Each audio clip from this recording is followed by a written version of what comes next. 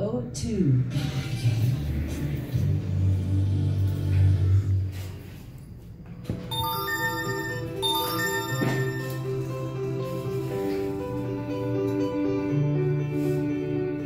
Mula sa maluwagang pampublikaan ng 91.1 FM Galaxy Radio, mula Lunes hanggang Biyernes, simula alas 7 ng umaga, tampok ang mga issue at pinakasariwang balita para sa lahat ng Pilipino sa buong mundo. Ito ang programang Unang Sigaw sa Magandang Umaga na inyo rin mapapanood gamit ang 91.1 FM Galaxy Radio Facebook Live at twitch.tv/JLX Radio. Kasama si Hil Corpus, Renzo Bautista, Kuya Webes, Yawin, gawa tayo ng pang-Webes. Ako si Wilmer Miranda Estrada. Kami ay naglilingkod ng tapat at may karangalan.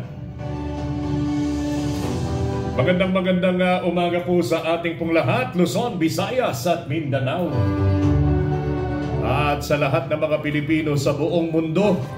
Halina kayo, tayo muli magsama-sama. Ratsada na, unang sigaw sa magandang umaga. Dito lamang yan sa 91.1 FM Galaxy Radio. Live po tayo sa 91.1 FM Galaxy Radio Facebook page at ganoon din sa Wilmer Miranda Estrada Facebook page. Kaya patuloy namin kayong hinihikayat na mag-follow, mag-likes at mag-share para yung mga kaibigan natin ay patuloy nating makasama dito sa paglaganap ng ating palatuntunan. Meron din tayong twitch.tv. Live din tayo dyan from 6 a.m. to 9 p.m. twitch.tv/JLX Radio. At ganoon din mamaya sa ating YouTube channel, ang Wilmer Miranda Estrada YouTube channel. Yun, kayo po ay aming pong inaanyayahan doon na mag-subscribe. Konti pa lang yung subscriber nun eh. Pero pinagtsatsagaan namin. Paano kung dumami, ano? Kasama po sina Kuya Hil Corpus, sina Kuya Renzo Bautista, ganoon din si Ate Bea Basto, si Ate Lailani Santiago, at siyempre si Kuya Yaulin, at sa ating magiting na pinuno, si Pinunong Jimmy Abongtan. Ako po si Wilmer Miranda Estrada. Umabati ng napakagandang umaga sa ating pong lahat. Maya paabak kaya kayungan sa lahat ng mga kapampangan na imbag nga bigat kada kayo amin apo sa lahat ng mga Ilocano. Masantos siya kabwasan sa lahat ng mga taga-Pangasinan. Ngayon po ay araw ng Huwebes, February 15, 2024. At siyempre, pagka araw ng Huwebes, kasama natin siyempre ang kumakatawan dyan po sa Barangay San Rafael. Ang eksperto pagdating po sa pest control. Aktibong miyembro ng Rotary Club of Midtown Tarlac. Walang iba kundi si Kuya Andy San Luis. Magandang umaga sa iyo, Kuya Andy. Magandang umaga, Ka-Wilmer, sa ating mga listeners sa Unang Sigaw sa Magandang Umaga, Luzon, Visayas, Mindanao. Magandang umaga po sa ating lahat. Sige. Lalo na ating may bahay, nakikinig ka. Siyempre, si Ma'am Jenna yan. Magandang umaga, Jenna. Yan. At saka yung mga anak. Ang aking anak na tulog pa. Kaya magandang umaga po sa ating lahat. Ayun, nagbubunyi ang buong Pilipinas ngayon. Bakit ka mo, Kuya Andy? Oo, bakit nga ba? Oo, sapagkat binati po ng Malacanang si Chief Presidential Legal Counsel Juan Ponce Enrile para sa kanyang ika-100 taong kaarawan. Centennial, di ba? Oo, ang wish daw ng Malacanang sa kanya ay joy and good health. Sabi dito, the Office of the President extends warm birthday wishes to our Chief Presidential Legal Counsel, si Juan Ponce Enrile. Wishing you a year filled with joy and good health. Ang sinabi ng OP sa Facebook post nito. Pinuri rin ng OP si Enrile para sa tireless efforts in serving the country. si Enrile sa kanyang 6 na dekada sa public office, Kuya Andy, ay isang constant inspiration to us all ayon pa sa Office of the President. Nagsimula ang karera nito sa public office nang maupo siya bilang Finance Undersecretary sa ilalim ng liderato ni dating Pangulong Ferdinand E. Marcos Senior, ang ama ng kasalukuyan po nating Pangulo, Kuya Andy. Naging instrumento rin si Enrile sa pagpapakilala sa pag-amyenda ng rules and regulation na nananatiling kasama sa kasalukuyang Insurance Code of the Philippines sa panahon ng kanyang pagiging acting head ng Insurance Commission. Siya pala yung may kinalaman doon. Nagsilbi rin si Enrile bilang Acting Custom Commissioner, Acting Finance Secretary, Chairperson ng Monetary Board of the Central Bank of the Philippines, at siyempre, yung pinakasikat, di ba? Siya ay naging Defense Secretary pa sa ilalim ng panunungkulan pa rin ni Presidente Marcos Sr. Naging mambabatas din si Enrile hanggang sa manumpa noong Hulyo noong 2022 bilang Chief Legal Counsel ni Pangulong Marcos Jr. Alam mo, Kuya Andy, kung di ba, sabi nga natin talagang inspirasyon ang ganitong mga kababayan nating nakakatuntong dito sa ganitong edad, Kuya Andy. 100 years. Bibihira yan, ha?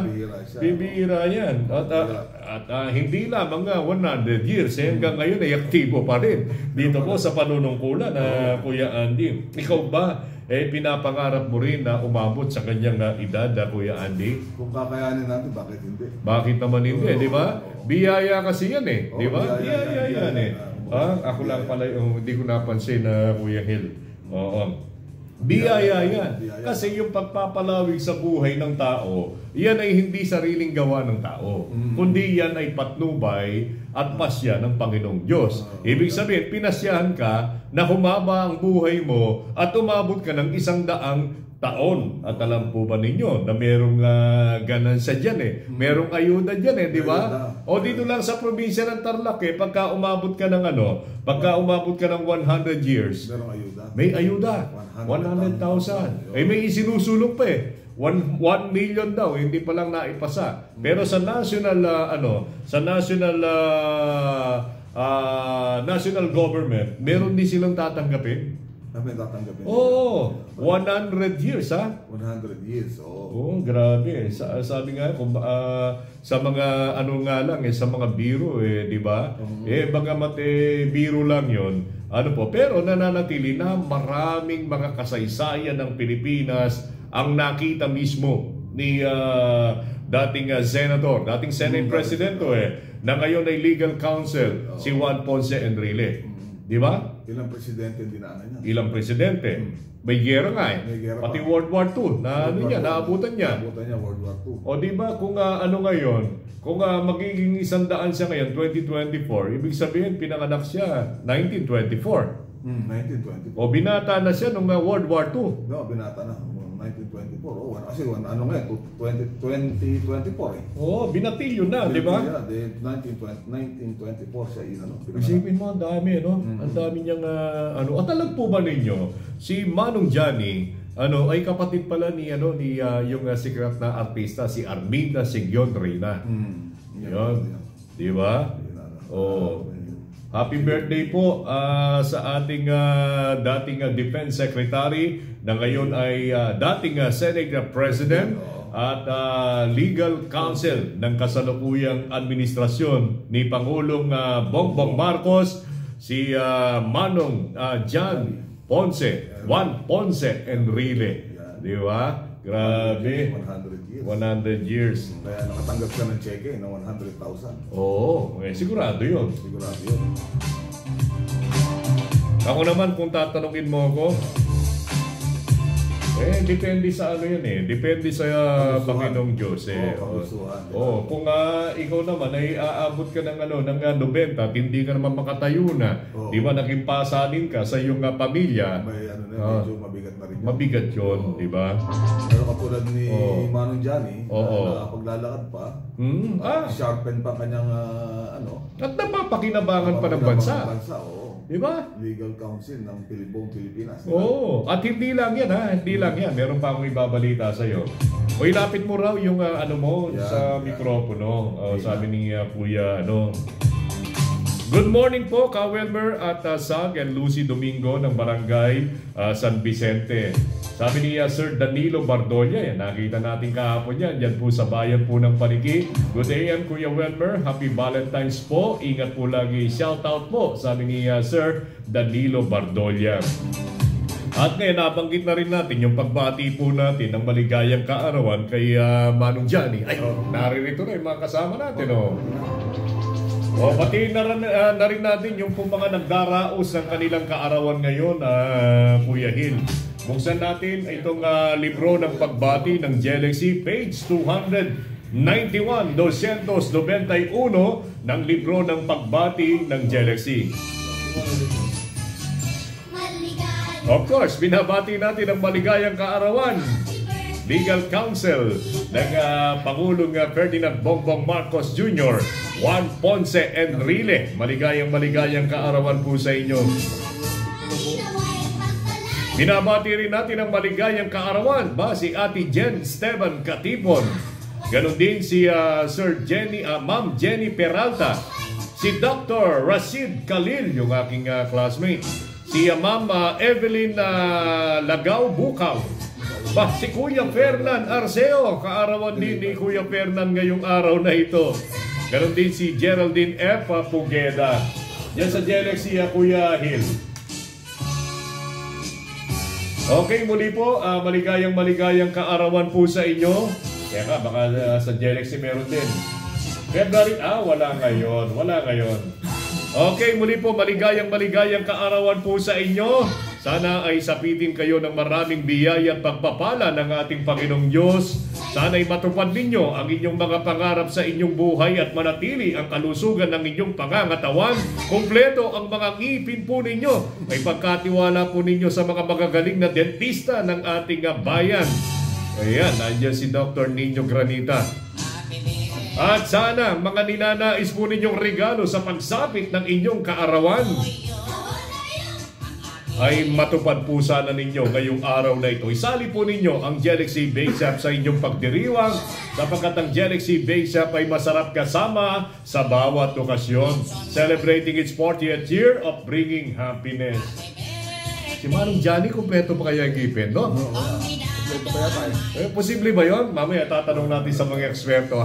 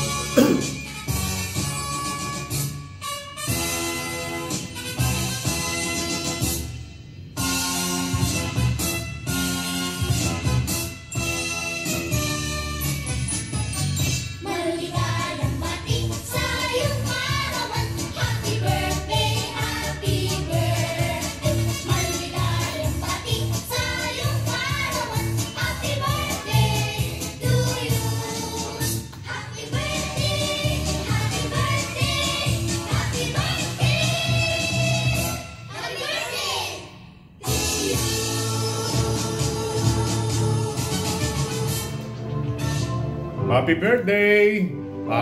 Meron pa Kuya Andy Eto pa, magugulat ka dito.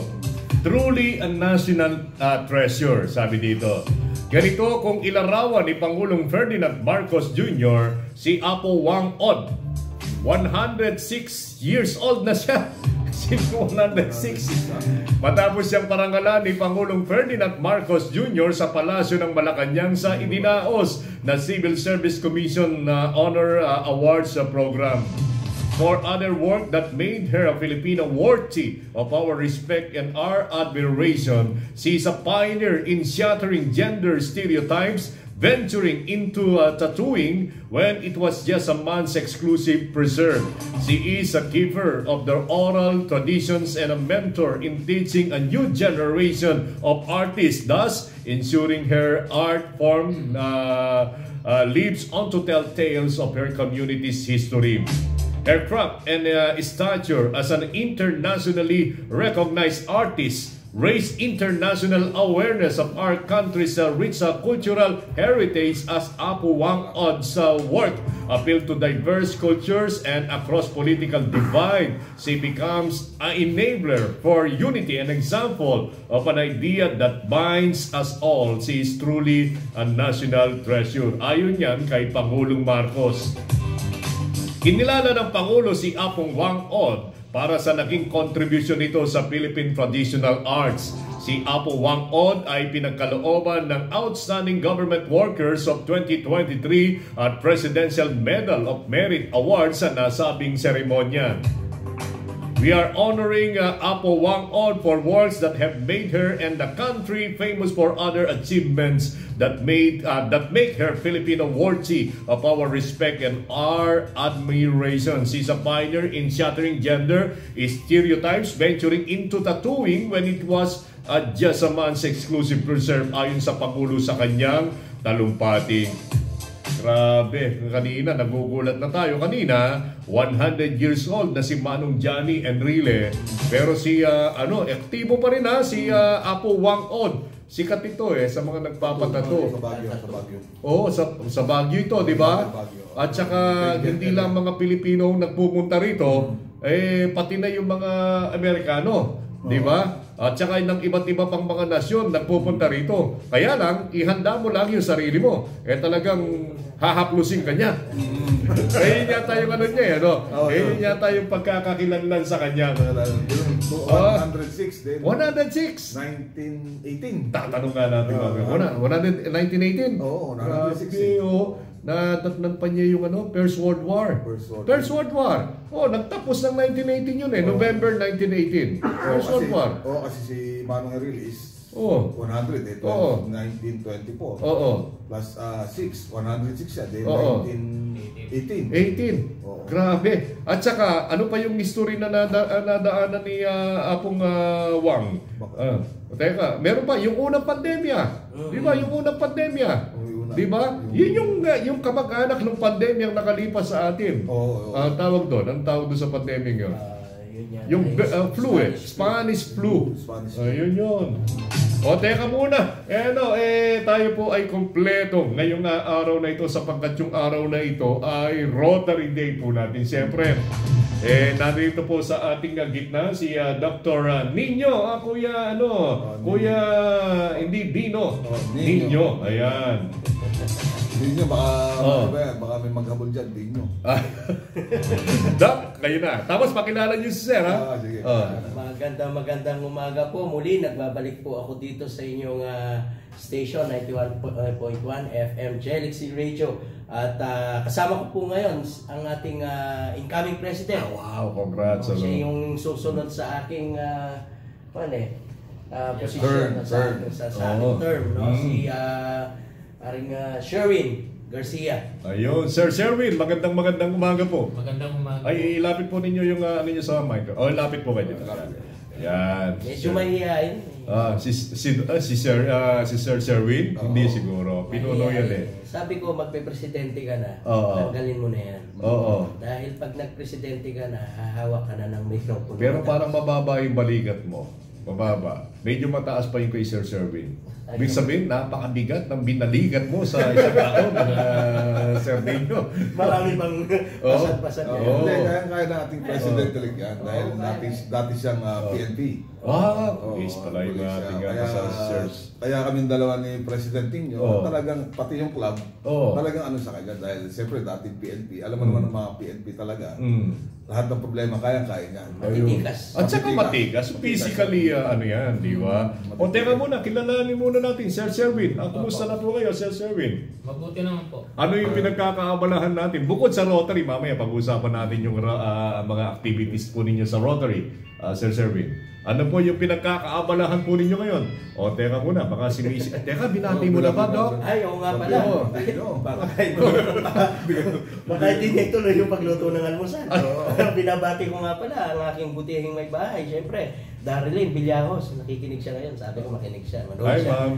Tapos, siyempre, yung bunso kong anak, si Rain. Ako, gising na anak, may pasok na. May pasok ka, gising na.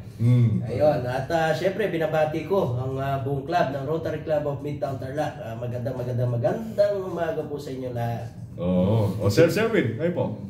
Retired na kayo sa pulis. Opo. Ano po yung pinagkakabala natin ngayon, Sir Serwin? May business po ang ngayon, security agency. Okay yan. Saan po yung ano natin? Dito po sa Maliwalo yung main office. GPG Security Agency po. Naalala ko tuloy si yung bisita natin kahapon, si Lieutenant Colonel Noriel Rombawa. Sabi niya gusto na niyang mag-retire sa June. Hindi na raw siya mapipigil, talagang ma-retire na siya. Pero eto na, meron kaagad siyang trabaho. Pero pumunta raw muna ng Canada, papasyal doon sa kanyang pamilya. At pagka uwi niya ng Pilipinas, meron na rin daw siyang trabaho. Magiging manager siya ng security din. Karamihan sa mga pulis, ganyan yung tsaka militar, di ba? Kasi nga, yung kanilang education about security, di ba, ay talagang hindi mo matatawaran. Di ba? Yan ay kanilang sinanay. Kumbaga sana nila yan ang kanilang expertise. Expertise yan, lalong-lalo yung mga taga-DILG. Si Tata Jones Berano. Yan, pagdating sa seguridad ay talagang hindi mo rin matatawaran. Itong angking kagalingan ni Tata Joneski Berano. Dati siyang DILG dyan sa Paniki, pero ngayon ay nakatalaga ngayon dyan po sa bayan po ng Ramos. Tata John, namimiss ka na namin. Dati-rati, weekly, nakikipagkape kami kay Tata John. Sana maulit muli, sabi nga natin. Okay, tuloy-tuloy tayo. Kanina, Sir Nino, itong si Dr. Nino, ay eksperto, dito po sa mga ngipin. Kasi dentist ng si Doc, Kanina pinag-usapan natin, posible ba na yung ating pong mga ngipin, habang tumatagal yung ating edad, ay nagiging intact? Kung iingatan mo lang itong ating mga ngipin, Kuya Doc? Yes po, posible po yun. Wala pong magiging hadlang doon na magiging intact yung ngipin natin habang tumatanda tayo. Pero syempre, kinakailangan mayroong mga pangangalaga dyan. Yes, ini-expect nating maging intact yung ngipin natin, kung yung pagsisipilyo naman hindi natin nagagawa. Di ba? Makakapal yung dumi. At maliban doon, kahit na nagtisipilyo ka, walang sino man ang hindi nagkakaroon ng dumi yung ngipin. So kailangan pa rin yun, tinatawag natin ng cleaning or tinatawag natin oral prophylaxis. Lalo na kung naninigarilyo ka, yung nicotine, di ba? Dumidikit. Ang kapal ng mansya sa ngipin yan. Kaya yung iba nga gusto nagpapa-whitening, nagpapa-bleaching ng ngipin. Tapos naninigarilyo. So kung nagpa-whitening ka, tanggal lahat ng mga any colored foods, any devices na tulad. Sino makakasabi niyan? Dentista? Dentista lang. Ayun. Saan ang clinic mo, Doc? Dito sa Rocky yun. Mamaya pag-usapan natin. Ayan, pagdating kasi sa ganyang bagay, si Doc Nino. Yan, di ba? Binabati ko rin yung isang kaibigan nating dentista. Dentista siya. Pero sa kanila ko pinagawa yung aking seat cover. Si Doc Edwin Argamino. Good morning, Doc sa Argamino. Ayun, pwede raw, posible na manatiling malusog yung ating ngipin basta alagaan mo lang. At lagi mong ipakonsulta sa mga dentista. May mga bagay kasing hindi natin kaya na tanging dentista lang ang makakagawa. Di ba? Yung lang pag yung salamin, di mo magagawa sa sarili mo yun. May mga nabebenta sa online or sa social media, yung mga actually katulad ng pang cleaning namin. But it doesn't necessarily do the purpose. Iba talaga yung ginagamit namin. Ay, kadalasan sa Facebook. Kadalasan, totoo madalas ako ma-fake niyan. Ilang beses na rin. Kaya nadala na ako, hindi ko na ginagawa. Inaasahan ko. kung ano yung nakikita ko doon sa litrato, ganyan din ang mai-deliver sa akin. Lagi akong umuuwi ng luhaan. Nabiktima na rin ako ng ganyan. Actually, dineliver. Sabi ko pa ako, wala ako sa bahay, i-receive na lang. 500 pesos. No? Nung pagbukas, alam mo yung bracelet ng pangbata? Yung plastic lang. Ayun. Yun lang naman. 500 pesos. Pero wala akong in-order na gano'n. Yung ganun, pagka wala kayong in-order, huwag mo tatanggapin. Meron lang nangyari sa akin yan. Nagdi-deliver sa akin, sa akin nakapangalan, sa akin pa yung number. Wala naman akong in-order. Hindi. Ako, kahit maganda pa yan, hindi ko kukunin yan, kahit mura pa yan. Kasi, uulit-ulitin nyo yan. Di ba? Uulit-ulitin nyo yung ganyan. Wala naman kaming in-order, pagkatapos magdi-deliver kayo. Pakita nyo sa amin yung proof na kami ay umorder. Sige, wala tayong pag-uusapan ka. Walang makipakita. Okay, ma'am. Nabiasima Mangino Laarni, good morning po sa inyo. Okay, ngayon, pag-usapan na natin itong ating Rotary Club. Doc, ninyo, katatapos lamang po ninyo mamahagi ng isang napaka-beneficial na kagamitang medical at dental yan po sa bayan po ng Mayantok. At saka yung nabanggit una na ito ay maliit lang, malaki pala, Doc ninyo. Talagang yung normal, di ba? Kasi dati parang parang portable lang kung ituring. Pero ngayon nakita namin talagang parang ambulansya dating. Mas malaki po siya compared dun sa nauna. And nadagdagan dito, meron siyang portable na dental chair. No? Tapos, aside from that, although yung isa may canopy din pero ito, yung canopy na yon mas extended siya. Habang nag-check up sa loob yung doktor natin, nandun naman, nandun naman sa tabi yung portable dental chair. Doon din naman nag-check up yung ating dentista na nandoon. So, mas malaki siya compared sa dati. At counter daw Yes, counter po. Mas malaki. Pagkatapos, siyempre, binigyan pa ng parang yung ang tawag doon, yung parang makina, di ba? Folding ba yung yung mga canopy niya? Nag-ano siya? Nagro-roll. Parang convertible. Yes, convertible siya. Yung dental chair nandun na sa loob na. Andun sa loob, nakalagay siya gano'n, naka-fold siya. And then pag gagamitin, ilalabas na po. Portable dental chair po. Ayun. Naipo-fold siya. So, bakit nagbago? Kasi dati portable lang, bakit binago yung specs, Doc? Dinagdagan lang po. Dinagdag po yung ibang tulad nung para sa OB. No? Yung parang higaan na para sa mga buntis. Para sa buntis. And dinagdagan nga ng dental chair, yun nga portable, para at least komportable yung mga pasyente natin. At maliban doon, syempre yung dentista natin, nakasama nating dentista, hindi siya mahihirapan doon. Lalo na magbubunot ka, let's say for example, nakaupo lang siya sa isang medyo mahirap. At least kung medyo naka-recline ng konti, kita mo. Tanaw mo na yung gagawin sa kanyang bibig. Ngayon, itong idinagdag pa natin na parang pang-OB na bed. Dahil karamihan sa mga kasamahan natin or constituents sa bayan na indigent, hindi na sila bababa para lang magpatingin, lalo na kung buntis. At napakahalaga niyan. Pag buntis, di ba, kailangan na-check up yan. Yes po, regular yan. Regular. So kung meron na doon na ilalapit na yung serbisyo sa ating mga kababayan na nasa far-flung areas. Ayun. Pero yung magpo-provide ng mga doktor, mga dentista, local government. Local government na po. Ayun. Sa loob ng isang taon, yan ang nilingap po ninyo. Ano po yung Mayantok. Kasi dati-rati, nandun kayo. Gamit po ninyo yung mga personnel po ninyo. Yes. Diba? Pati yung mga kagamitan po ninyo. Pero pagkalipas ng isang taon, ipinasya po ninyo na isalin na sa kanilang pamamahala itong napakahalagang makina. Ibig ba sabihin, tapos na ba kayo sa Mayantok, sir? At meron naman kayong ibang bayan na tututukan ngayon? Lalong-lalo na sa panahon ni Sir Sherwin? I think Meron na yan, pinag-uusapan meron yan. Parang may kasunod pa po sa Mayantok. Mayantok pa rin. Yung water sewerage system. Yun. Sa isang eskwelahan po doon. Yun pala yung susunod na project.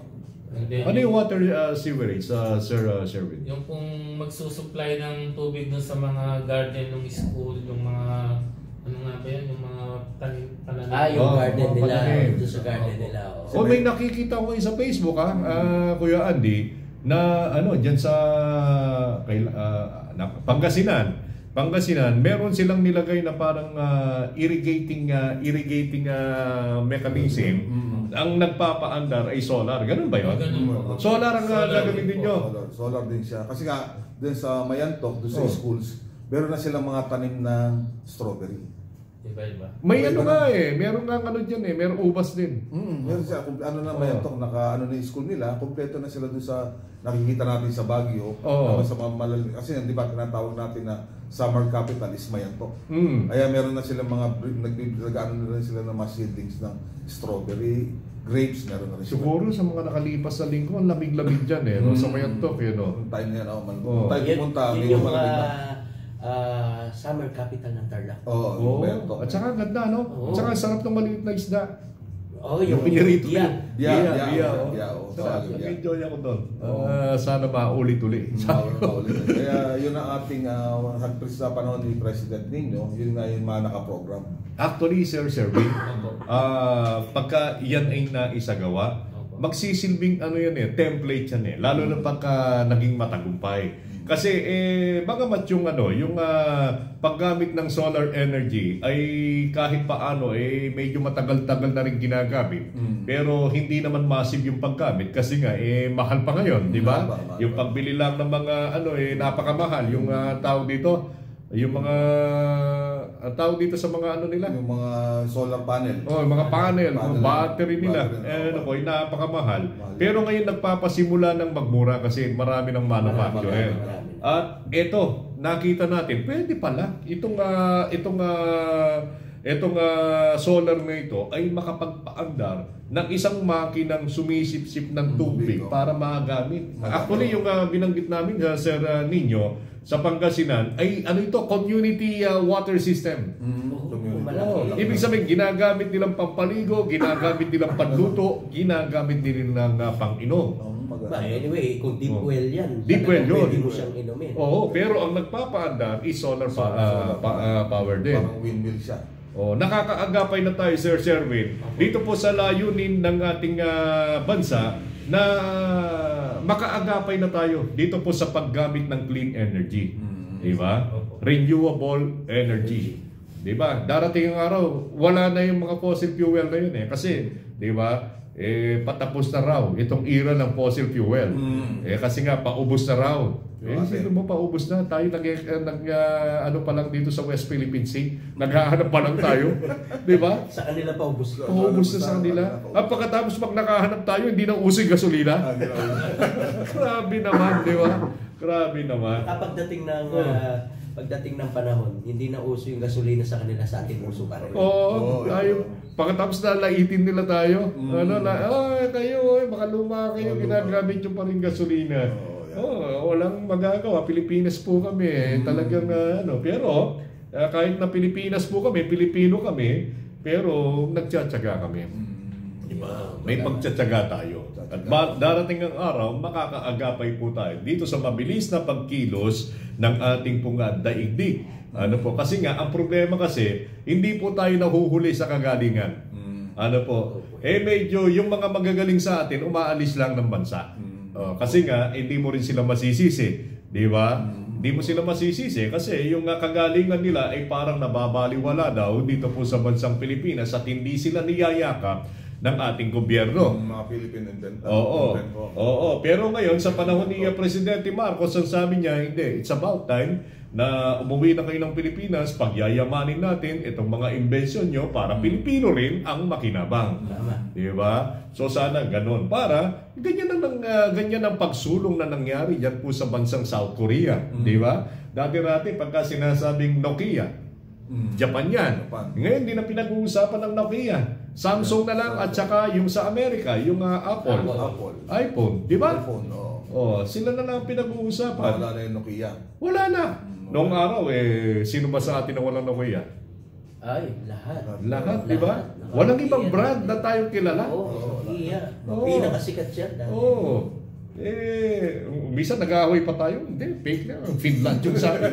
Finland. Oo, mga ganon. Dapat Finland yung Nokia. Oo, di ba? Parang baga sa yung t-shirt na Lacoste, di ba? Lacoste. Na kailangan, ano ba yung pinaka, France daw, di ba? France, Lacoste. Kailangan France yan. Lacoste. Pagka hindi France, ano siya? Japan. Japan, no? Oo. Ano? Lacrosse. Lacrosse. Ano? Okay, mamaya pag-uusapan pa natin itong iba't ibang mga proyekto ng ating Rotary Club of Midtown Tarlac. Mamaya babatiin din natin ito pong mga kasama po natin dyan, ha? Pero yan ay aming pong ihahandog po sa inyo makalipas sa ilang mga paalala na handog po sa atin ng ating himpilan. Wag po kayong aalis, babalik po kami. Successful naman natin. Oo.